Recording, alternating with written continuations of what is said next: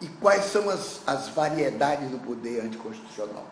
No poder que rejeita a Constituição. É a ditadura pessoal. Né? Por exemplo, a ditadura Coreia do Norte, uma ditadura pessoal. Pol Pot, na Camboja, a ditadura pessoal, a ditadura de partido não era pessoal. Ou então é uma ditadura militar, caso do Brasil, ou em várias ditaduras. Ou então é uma ditadura de classe, uma ditadura classista. Ou então é uma ditadura teocrática. Grande parte das ditaduras dos países árabes, como a Arábia Saudita, é uma ditadura teocrática. Né? E vários outros daqueles países. Até uma ditadura partidária burocrática, que é o caso de China e Rússia, por exemplo. É partidário burocrático. Ora, a transitividade política da informação jornalística é característica exclusiva da democracia representativa. Só existe na democracia representativa. Esse trânsito político. Só que essa democracia liberal, parlamentar e delegada, que se afirmou historicamente desde o fim do século XIX, comporta alternativas teóricas, e eu não vou entrar nisso, proposta por autores como Gramsci, que sempre tentaram, Gramsci falava, por exemplo, uma democracia conselhista, uma democracia soviética, mas isso não existe. Né? Ora, então, a inanidade da representação, a debilidade da representação, ela pode existir em meio à inércia do corpo social. O corpo social pode ser politicamente inerte e a representação continua existindo. Com uma pura forma jurídica. No âmbito de um poder anticonstitucional que é constituído por empresas, constituído por organizações corporativas. Nós temos um regime desse instalando no Brasil. Quem efetivamente está mandando essa coisa são os bancos. São os bancos. São os bancos, as grandes empresas transnacionais e os bancos. Os bancos. Ora, você pega um partido, se dizer a verdade, como o PSDB, um partido, é um partido cujos patrões, dito hoje por alguém no jornal, são os bancos, são os banqueiros. Não é que ele porque esteja em cima do muro. O PSDB está assim, mas não é isso, não. Ele está dizendo, o povo via a ordem, para vir do lado do muro, ele desce, sobe de novo, depende do que os bancos dizem. É isso. Os outros estão a serviço de coisas não melhores, mas piores, mas cada um escuta dessa forma. Então, esse poder que é constituído por organizações corporativas, é um poder anticonstitucional. É anticonstituição. Você diz, mas podem desobedecer à Constituição? Não, não é a Constituição de 88 apenas, não. É a Constituição no sentido que Schmitt dá de poder regulatório das instituições. Um poder que emana diretamente do povo. Isso é Constituição, para Schmitt. Então, em determinado momento, esse poder coincide com a Constituição jurídica. Outras vezes, não. Então,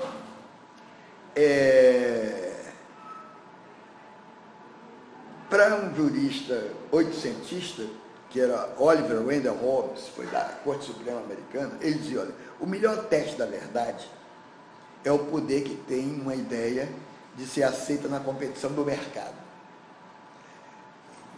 Veja só, ele usou a palavra mercado.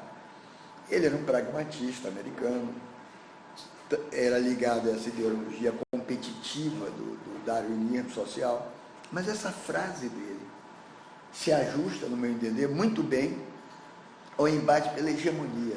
Hegemonia quer dizer convencimento, persuasão, influência da esfera pública moderna. Se você troca essa palavra esfera pela palavra mercado, tem alguma coisa de premonitório aí nessa frase do Hobbes. É que na lógica atual do mercado, verdade é um produto. Ah, obrigado. Verdade é um produto. A verdade é um produto reiterado. É um produto repetido. Não por consenso liberal, mas pelo automatismo que é inerente ao circuito de dispositivo de mídia. Ou seja, a verdade é uma coisa análoga à formulação da propaganda nazifascista de Goebbels, que é que verdade é uma mentira repetida 1000 vezes. De Goebbels. A verdade é uma mentira martelada 1000 vezes. A principal técnica de propaganda de Goebbels era o que é chamado martelamento. Você pega uma mentira, repete ela 1000 vezes sem contestação, né? Sem contestação, martela, e você imagina um prego que você põe na parede e martela esse prego. A verdade é um prego a ser martelado, nesse sentido. Só que na cabeça das pessoas, na cabeça do sujeito. A verdade do mercado e do jornalismo, esse jornalismo feito no mercado, essa mídia feita no mercado, não é, repetir, competição de ideias, eu disse. Não é sequer de opinião, mas é de emoções. E você só deixa lhe martelarem um prego na cabeça, esse prego é metafórico, ainda bem, se você se emociona com esse prego. Se você se emociona, ele é martelado. Se aceita. Qualquer ideia.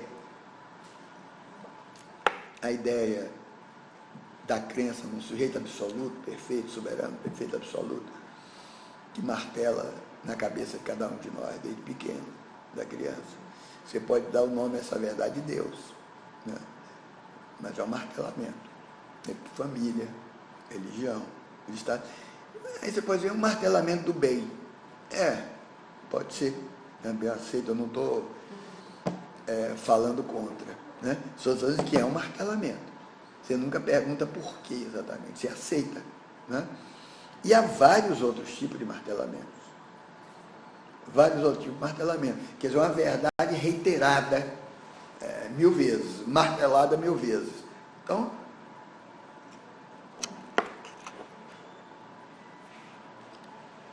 com a mediatização, se retrai o alcance político da informação. É aí que eu queria chegar, acabar. Porque o espaço público passa a ser configurado providencialmente por mercado e por mídia. Não é mais Estado, instituições. É mercado e mídia. E aí vai se apequenando, vai se diminuindo o alcance do Estado Nacional, que o Estado deveria se definir idealmente como conservador em matéria de economia, que é a questão do equilíbrio de contas, aí você aceita.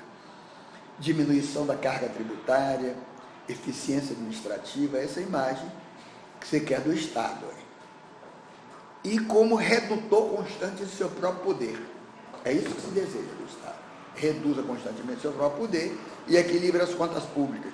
Olha, nessa configuração, em que livre mercado e que globalização se sobrepõe à lógica da sociedade política, sociedade política é a relação entre governantes e partidos, o conceito gramsciano de sociedade política. As entidades empresariais, as entidades organizacionais, são mais visíveis e são tecnologicamente mais poderosas nesse martelamento do prego.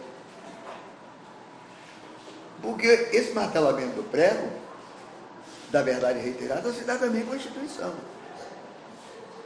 O problema é saber quem é que agora está martelando mais o prego.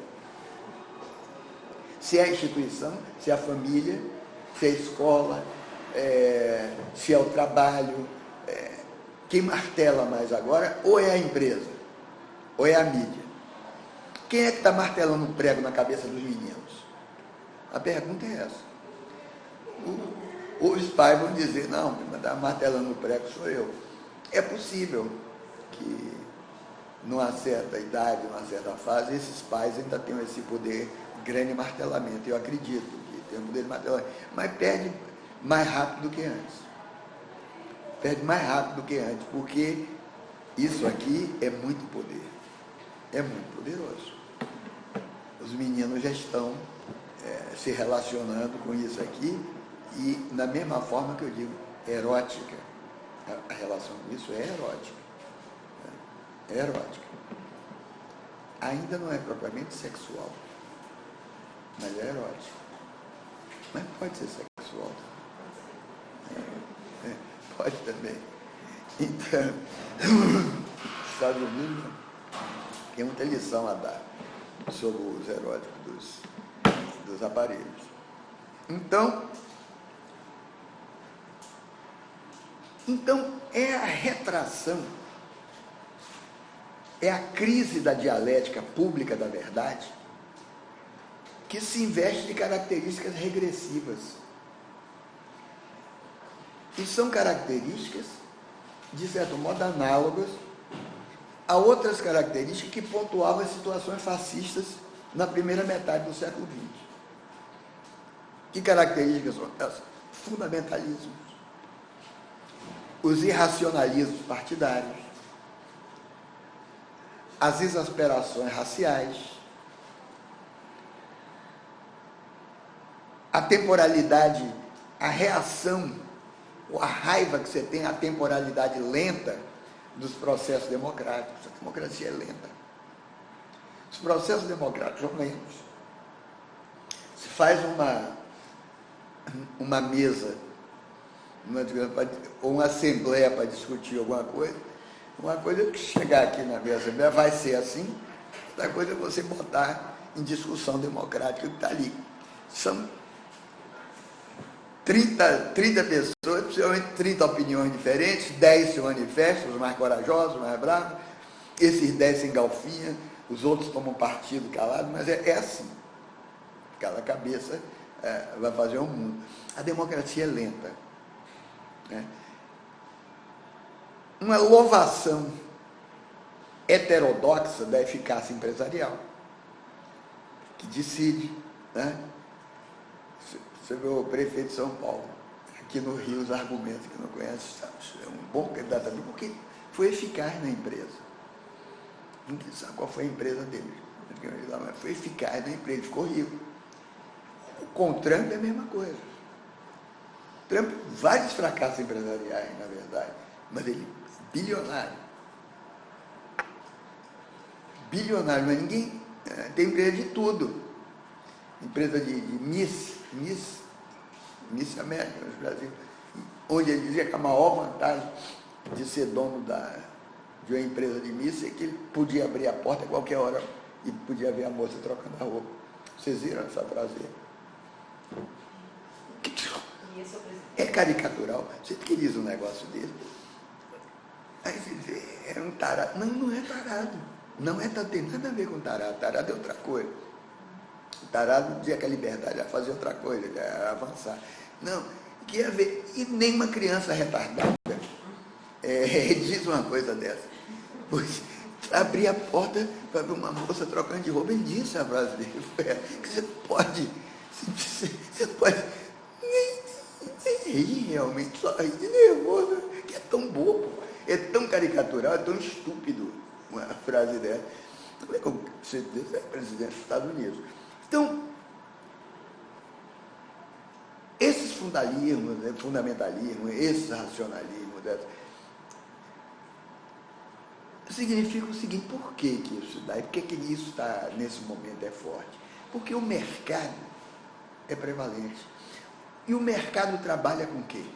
O mercado trabalha com a agenda da modernização do próprio funcionamento do mercado. O mercado não tem fins éticos sociais. O mercado não tem que lidar democraticamente com diferenças para chegar a um resultado. Tem que estar com diferença de gosto, mas ele bota lá a pesquisa, olha, eu tenho um sabonete. Tal.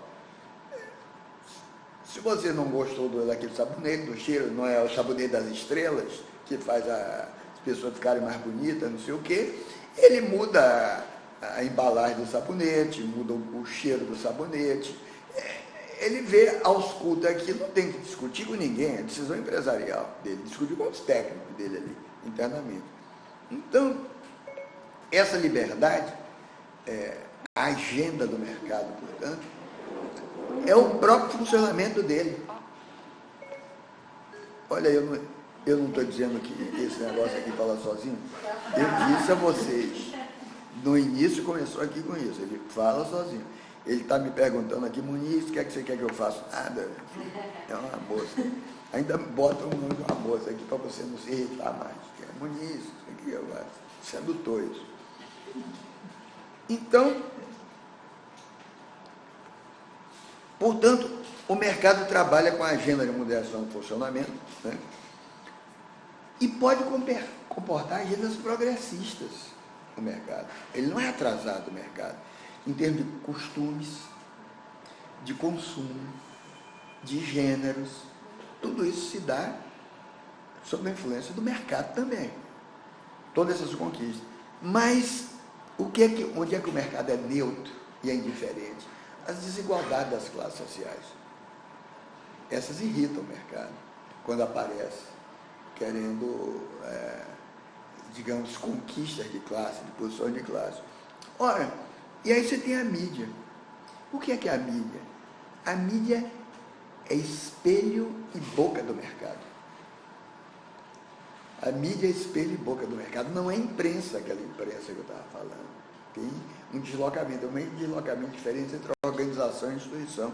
E o que a mídia está atenta aqui? Ela está atenta à lógica dos dispositivos de informação. E eu disse isso lá na Compós. Eu disse, a disseminação dos dispositivos de informação é ingovernável.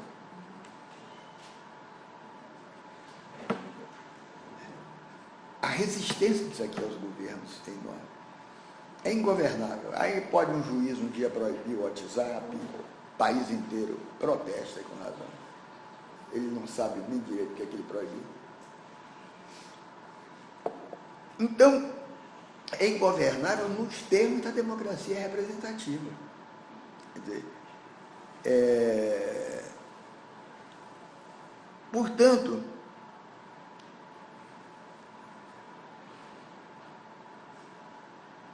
embora Polanyi situasse o fascismo como uma busca de solução para impasse na sociedade de mercado, a democracia estava atrapalhando, ele rejeita, Polanyi, a pura determinação econômica e a pura determinação política para o problema do fascismo, porque, como ele disse, olha, é uma reação emocional também. É emocional. Então, nessa democracia das emoções, que eu disse, é diferente da democracia das opiniões, a mídia, o protofascismo, que está emergente aí, nessa ausência de jornalismo mediador, nessa ausência de política, é uma forma ambígua, é uma forma mutante, é uma forma refratária à tolerância, refratária à racionalidade das opiniões, e o protofascismo se alimenta de emoções brutas. De emoções brutas. Ao modo que a frase de Polanyi, de uma religião política a serviço de um processo degenerativo. Quer dizer, é como se o fascismo é, na verdade, uma religião, entre aspas, uma religião apoiada na linguagem universal do ódio e capaz de se acomodar perfeitamente à individualidade narcísica que emerge e se protege na rede eletrônica. O fascismo que nós estamos vendo na rede é um protofascismo. É um pouco, nós podemos pensar isso nas emoções de um time de futebol. De um tempo para cá, os pessoas não é um fenômeno apenas brasileiro, não, é um fenômeno, aliás, talvez mais violento até que os ingleses do que os brasileiros, os hooligans. Você torce pelo time e tal.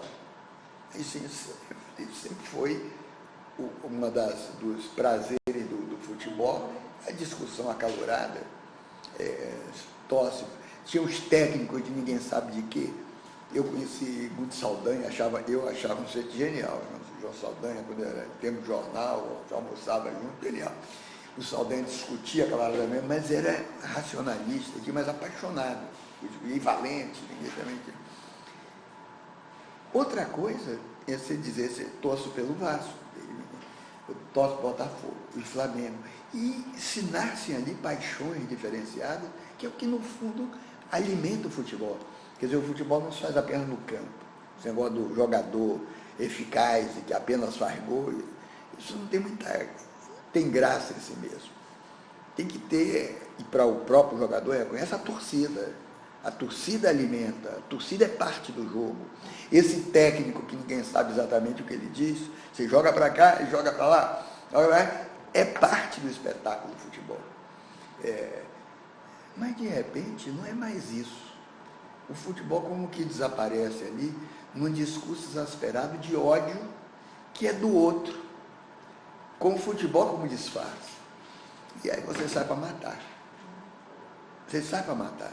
Na verdade, a verdadeira paixão ali é eliminar a diferença física, real e existencial do outro. Quer dizer, o futebol está ali com uma desculpa para você matar o outro. Para você matar.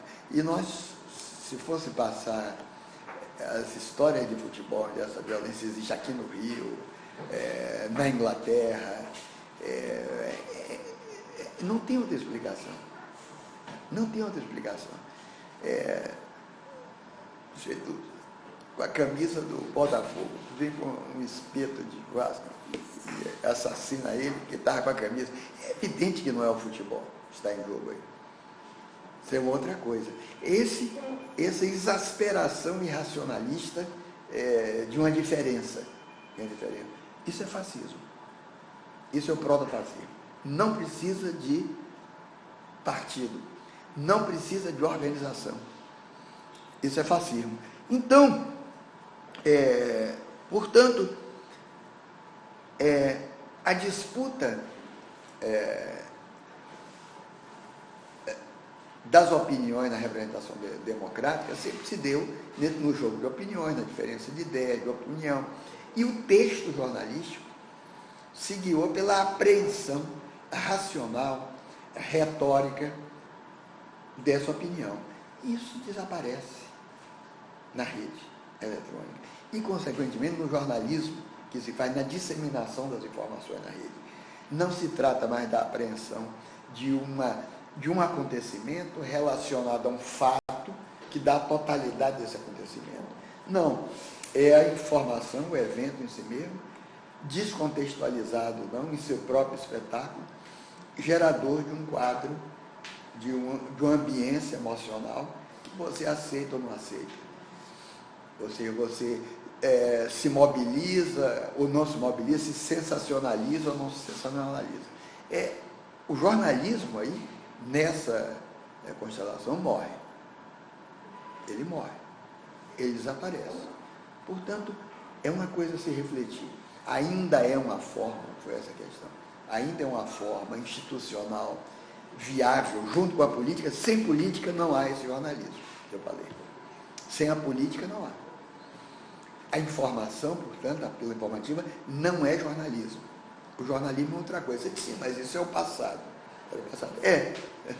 Isso é um pouco passado, mas talvez ele tenha desaparecido.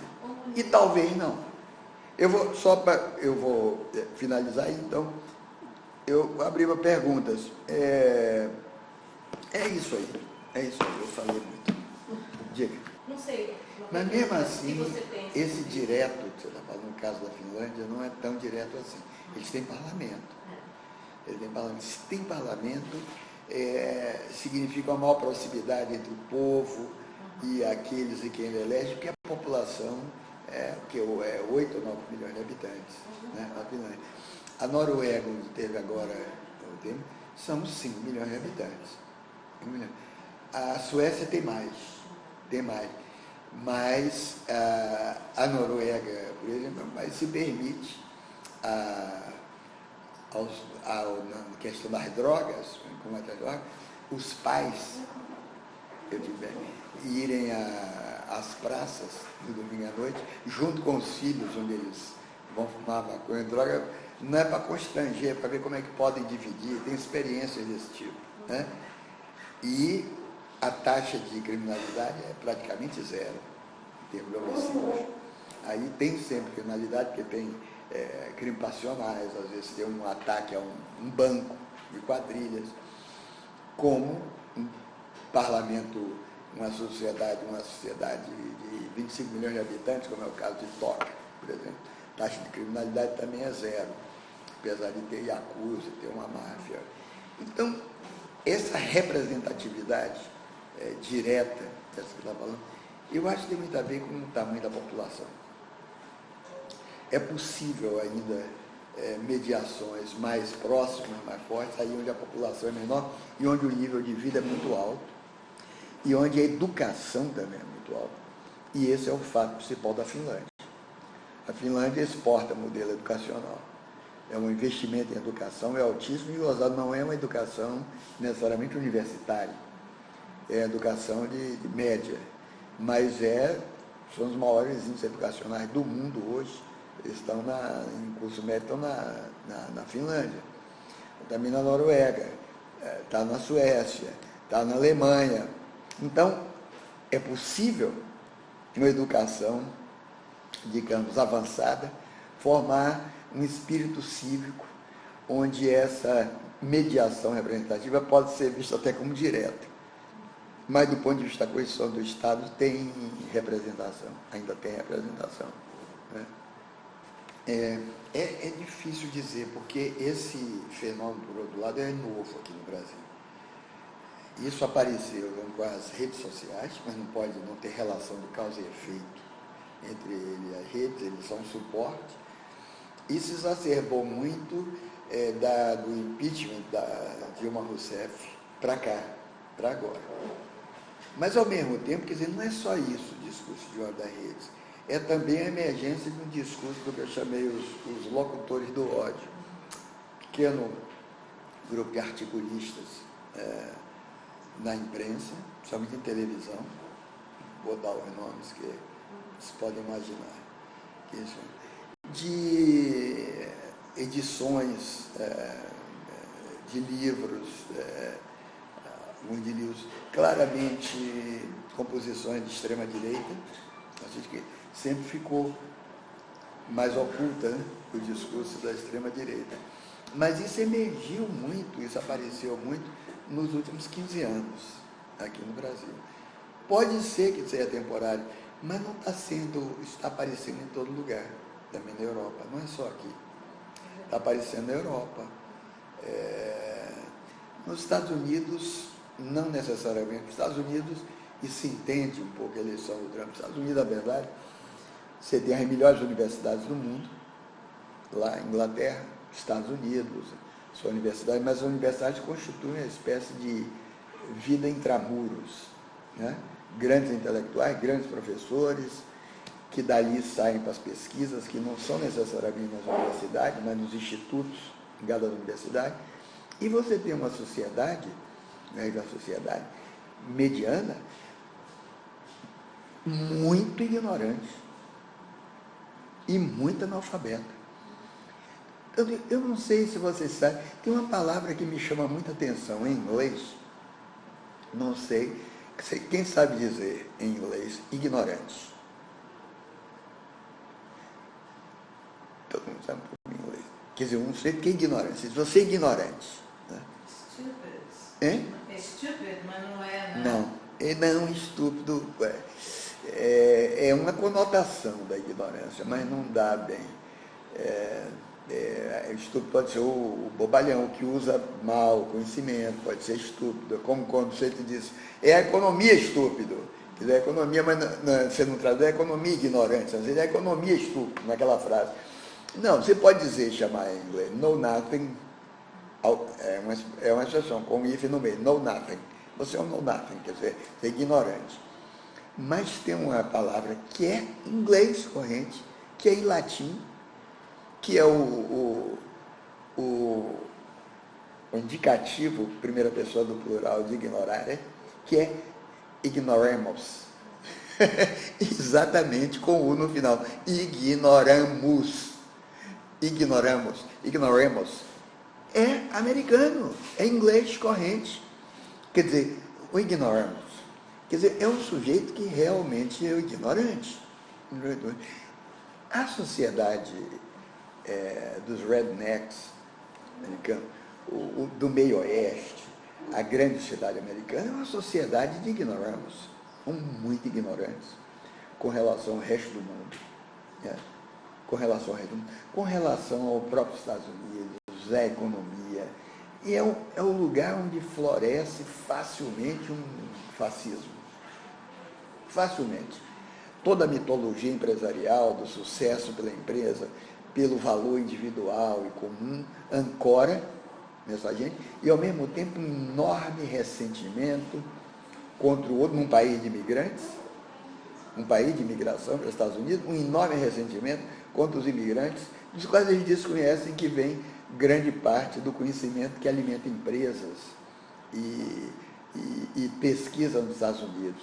Sabe, os indianos, os hindus, têm uma tradição de matemática que está debaixo da pele. Mesmo quando muito pobres e às vezes analfabetos ou mal letrados em termos de letras, cultura, a matemática parece que é paranormal, histórica no indiano. Vem da formação do livro sagrado. Esse ano, inclusive, no curso que dei na ECO, um trabalho que eu pedi um outro, sobre o Ramanujan, o famoso maior matemático do mundo, que aos 15 anos assombrou e foi recebido na Academia Real de Matemática de Oxford. Era um pobre garoto, interior da Índia, pobre garoto, com a educação precária na escola, que descobriram por acaso os cadernos dele de matemática. Ele fazia equações incríveis que até hoje estão sendo resolvidas, elucidadas na teoria dos números, na trigonometria. Não sabia de onde vinha essa matemática, levam para a Inglaterra. Morreu com 31 anos. Vale a pena, se vocês quiserem ver. Tem na Netflix um filme chamado Infinity, né? Na Netflix. Vale a pena. Infinity. Tem outra Infinity, uma bota Infinity que eu quiser. Infinity. Infinidade. Que é a história do Ramanujan, mas um pouco não tão bem contada, mas vale a pena ver o filme, porque os ingleses tentavam esconder, de certo modo, as explicações que ele dava para onde é que vinha o conhecimento matemático dele. Tentavam mil teorias, e ele disse simplesmente era a deusa da minha família que me ditava em sonhos as equações. Eles nunca aceitaram isso, não tinha outra explicação de onde é que vinha. Bom, os indianos, os coreanos, os orientais, de modo geral. Então, esse americano ignorante, médio, ele tem um ódio profundo por esse imigrante que chega ali e acha que quer roubar o emprego, e ainda estão ligados ao emprego no carvão, na indústria, que acabou nos Estados Unidos. O Trump foi eleito nessa linha, prometendo restaurar as usinas a carvão, por isso que ele está investindo contra o clima. As pessoas odeiam o movimento ecológico, as tentativas de controlar o aquecimento global. Então, é uma ignorância total, junto com a sociedade que é primeira ou segunda em tecnologia, né? As contradições americanas. Então, mas foi isso que você tinha perguntado? Não, tinha perguntado. Se o ódio... Sim, se o ódio. Não, eu acho que o ódio reside como uma larva que fica à espera, ou como a cobra que fica ali, você vê no ovo da imagem da cobra se mexendo, no mesmo tipo de cabeça que acha que o amor é universal. A ideia cristã do amor como universal, o outro lado dela é o ódio como afeto universal também. Não acreditem na universalidade desse amor. a menos você deu o mesmo crédito à universalidade do ódio. Eles estão juntos, é o outro lado da moeda. Então, às vezes, viram conjunturalmente, vira o outro lado. Portanto, pode ser, como foi o ódio no fascismo, mas ele acabou deu na Segunda Guerra Mundial, aí vem todo o discurso de restauração, de contenção, vai dar em alguma coisa, eu acho que não é, pode ser duradouro. Pode ser duradouro. Vale a pena prestar atenção nesse ódio, nessa questão do ódio. Veja só, a verdade, ela não ela sempre se deu, e com a civilização ocidental, como absoluta, onipotente, universal. A ideia que você tem de verdade é a mesma ideia que você tem de Deus, né? Uma perfeita soberania com relação às contradições, com relação à diversidade. Só que essa é a ideia teológica e cristã de verdade. A verdade não é a mesma ideia que a ciência faz hoje de verdade. A ciência hoje não precisa necessariamente sequer mais da ideia de verdade. Isso é aquela experiência que se fez com o que se chamou partícula de Deus, na Suíça, aquela partícula mínima, que foi dado o experimento como correto, um verdadeiro. Hein? O bóson de Higgins. O bóson de Higgins. Na verdade, na realidade, o resultado foi estatístico. Quer dizer, depois de 1000 giros e se fez a contagem, estatisticamente se comprovou o bóson de Higgins. Mas estatisticamente, aí você pode dizer, o bóson de Higgins é verdadeiro? Os cientistas não estão interessados nisso. Se é verdade absoluta. É que a experiência deu certo. Mas deu certo como estatisticamente, probabilisticamente. Na física quântica, a questão da verdade não se coloca. Tá? Então, vejam só, a verdade é, de fato, a questão de um acordo, de um consenso. 2 e 2 são 4 na aritmética, né? Mas na teoria dos números transfinitos, na matemática, não é bem assim, né? Então, depende de onde você está quando você diz que uma coisa é verdadeira. Ora, mas existe nesse momento, a verdade que você está falando, uma verdade pública, o que era consensual, ela entrou em crise. E ela entrou em crise de uma forma quase que caricatural, patética, porque você se permite a dizer que a mentira é verdade, né? O que é manifestamente também você sabe que é mentira, é verdade. Não há mais para você afirmar uma verdade consensual, na verdade. É preciso que haja por detrás dela uma responsabilidade, uma autoridade em que você deposita sua fé naquela verdade. O que está em crise, na verdade, não é a verdade, são as fontes autoritativas. É a fonte autoritativa. Você já não acredita mais na fonte autoritativa da verdade. Porque quando você é pequena e seu pai e a sua mãe dizem, olha, isso deve ser dessa forma, isso existe, isso não existe, você não entra num questionamento de natureza física, metafísica, teológica, para saber se seu pai ou sua mãe estão falando a verdade. Você aceita. Você aceita. E você aprende as coisas dessa maneira, aceitando.